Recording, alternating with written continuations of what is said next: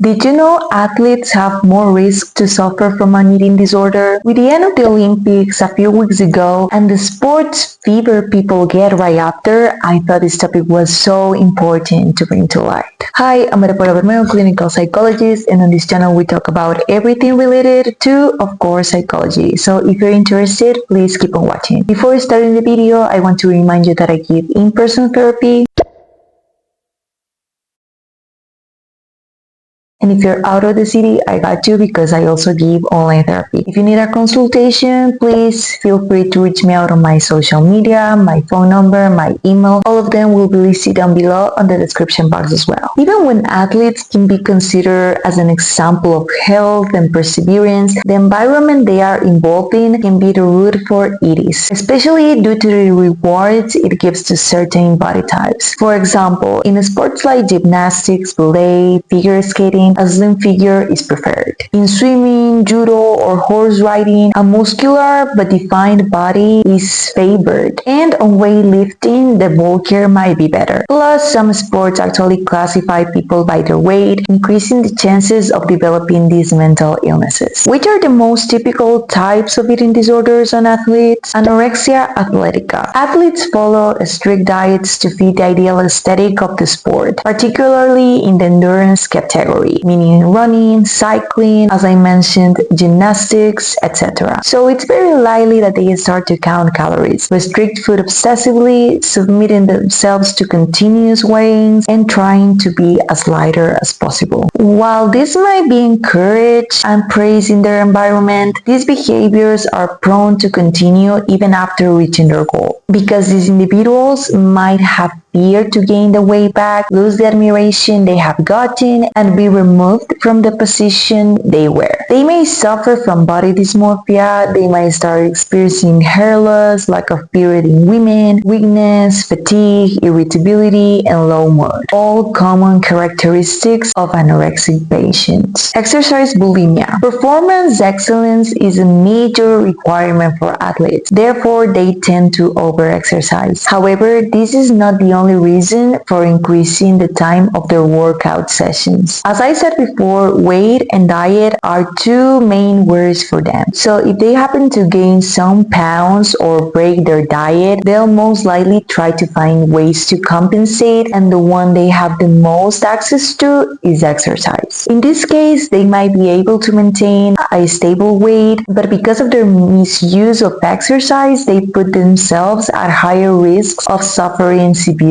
injuries. Exercise bulimia can be accompanied by other common bulimia nervosa conducts, as purging, using laxatives, which not only harm their performance, but they can cause electrolyte imbalances, increasing the chances of fainting during training periods or competitions, developing heart issues, and can be a burden for brain functioning, as electrolytes contribute to neuroplasticity, stress management, sleep quality, learning speed and decision control, memory formation, blood and oxygen flow, and more. Aspects that can contribute to other mental difficulties as anxiety and depression if they are affected, in this case, by typical bulimia behaviors. Binge eating disorder. Strict food restriction can be the perfect trigger of binge eating disorders. When athletes have deprived themselves of a certain groups of food for an extended period of time, when they finish their competitions, the door to finally eat anything they have craved for opens. The body and the brain have already been conditioned to live with a limited amount of food, so when they receive more fuel than usual, they get into survival mode. So athletes are more likely to binge because their system is trying to save all the energy they can through these overeating episodes. Also, athletes might already have the conscious thought of eat while you can because another diet can be on the way, increasing the likelihood of suffering a binge eating disorder. People involved in bodybuilding or weightlifting sports are prone to suffer from disease as well for two main reasons. One, if they have a hard time gaining weight, they might get frustrated and feel out of control for not being able to bulk. So they will try to gain pounds by eating crazy amounts of food, even when they feel an extreme discomfort, for the sake of fitting in the bodybuilder mold or being able to be classified in a heavier category. And two, if they are afraid to lose their gains. Many people that have spent their time building their body muscle mass might